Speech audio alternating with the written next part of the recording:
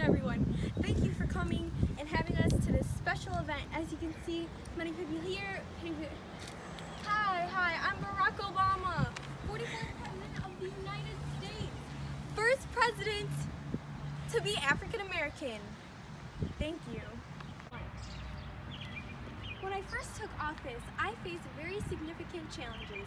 Over my first 100 days, I undertook a complete overhaul of America's foreign policy. During my presidency, I accomplished lowering taxes for working families. I accomplished expanding healthcare for children and their family. I accomplished passing the first major ethics reform in 25 years, and much more.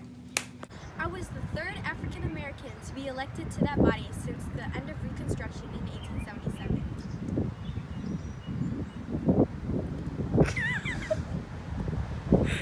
I was the third African American to be elected to that body since the end of Reconstruction in 1877.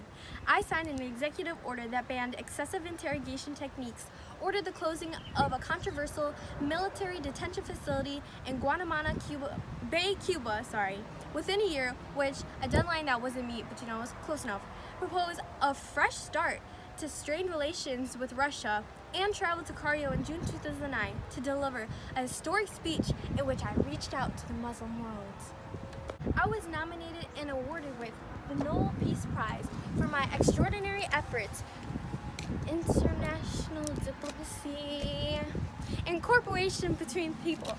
I won the election, capturing nearly 53% of the popular vote and 365 electoral votes. January 20th, 2009, hundreds and thousands of people turned out in Washington, D.C. to the White House. Sorry about that, technical difficulties. Anyway, where I left off. So they all came to the White House to witness me taking oath as their new president. And now about the healthcare. It's a big talk, also known as Obamacare. I made it, it's a good thing. It's mandatory for everyone to have healthcare. But the thing is, it has a tax increase on the wealthiest Americans that make more than $88,000 per year. So if you make more than $88,000 per year, you're gonna have a tax increase, and I'm sorry about that, but it's for the Americans, so everyone has healthcare. So now about healthcare, the thing that everyone's talking about. Well, I made it, Obamacare after me, and the thing that we want to do is make sure everyone in the United States has healthcare. So we're making it mandatory for everyone, and it has a tax increase on the wealthiest Americans. So anyone making less than $88,000 is going to be given Obamacare so that they have healthcare. And there's also some of the taxes are going to be given to small businesses, so we can support them. I was able to work with the Democratic-controlled Congress to improve the economy, pass healthcare reform legislation, and withdraw most U.S. troops from Iraq.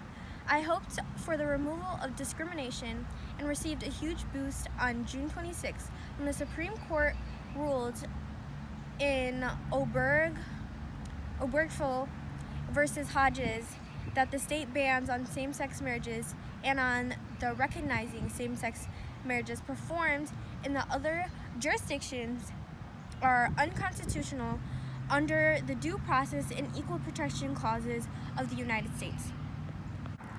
The ruling thereby legalized the practice of same-sex marriage throughout the country. Lifted by those successes, my approval rating climbed over 50% in more than 2 years. In that vein, on August 3rd, 2015, I announced new climate regulations requiring U.S. power plants to reduce greenhouse gas emissions by 32%, below 2005 levels by the year 2030. The ruling thereby legalized the practice of same-sex marriage throughout the country. Lifted by those successes, my approval rating climbs over 50% for the first time in 2 years. In that vein, on August 3rd, 2015, I announced new climate regulations requiring U.S. power plants to reduce greenhouse gas emissions by 32% below 2005 levels by the year 2030. In February 2016, however, a lawsuit brought against me, action was granted a stay request by the Supreme Court, even before the regulation had been reviewed by a federal appeals court. Wait, hold on. Unprecedented step that critics described as judicial activism.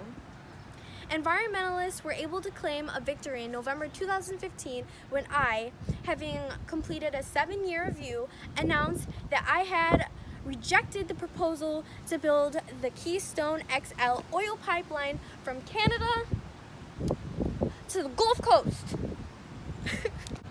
At the end of July, I had become the first sitting U.S. president to visit Ethiopia, as well as the first U.S. chief executive to address the African Union as its headquarters in Addis Ababa. In the beginning of the new year, I returned to the matter of gun violence. Long frustrated by the congressional gridlock that prevented the passage of gun-related legislation, on January 5th, 2016, I announced executive actions aimed to expanding background checks for gun purchases and remodifying the definition of a regulated gun dealer. Thank you all for listening to my special presentation talking about my successes as a president and what I have accomplished. Obviously, there is more, such as the killing of Osama bin Laden, but that's nothing, just wanted to keep it short and simple. Now, I want to introduce you to Michelle Obama, my fine, divine, beautiful, gorgeous wife, and the foundation she created called Let's Move. Thank you, Brock, for that introduction. As you may know, I am Michelle Obama. I am the First Lady of the 44th President. I was born on January 17, 1964, and before I was First Lady, I was an American lawyer. But today I'm going to be talking about the foundation that I have created called Let's Move. Let's Move is a foundation that I have created to help end child obesity. Over the past 3 decades, child obesity has tripled.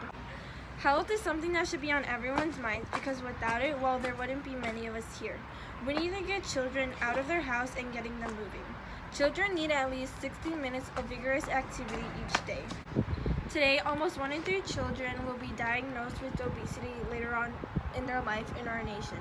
I believe as the years pass, more and more children are getting obese, and this means that they will also be diagnosed with diabetes later on in their life. About your diet, you should eat fruits and vegetables with each and every meal.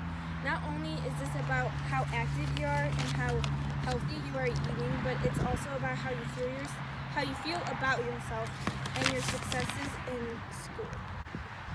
Not only are we working with schools, but we're also working with grocery stores too. Walmart promised to sell fruits and vegetables for the lesser price and less sugar and fat in them. So the next time your children ask you for ice cream for breakfast, you should provide them a healthy breakfast that they ask you to make it again. Let's Move is going to take families out of their isolation and getting them moving. But we must also remember that we are never alone and there are other families in this country dealing with the same problem.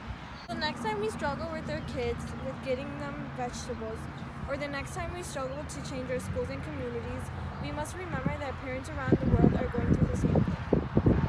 Now you're probably wondering why I even thought this would work, because companies wouldn't stop selling bad food because it's what sells, and we were told that kids would never start eating healthy. But a couple years later, and I finally found the answer. Yes, we can all help each other as a nation. Between 2008 and 2011, for the first time in decades, child obesity has gone down 19%. In fact, Mississippi was known as one of the highest states that had obese children, and now they're one of the healthiest. We've even had military bases serve healthier food for our troops. And since we started Let's Move, 10,000 child care across America have served healthier foods for our babies. But this is just the first step in ending obesity. So we need the whole nation to help end obesity. We need to start eating healthier. we need to start Get that glow. eating vegetables. We need to start exercising more. Yes, With the amount of times we take our children to fast food places. that's right. Sorry. No, it's far more than campaign and slogan, but it's about expanding the lifespans of our children of America. So let's keep working and let's keep moving. Thank you. Let's move, guys. Wow.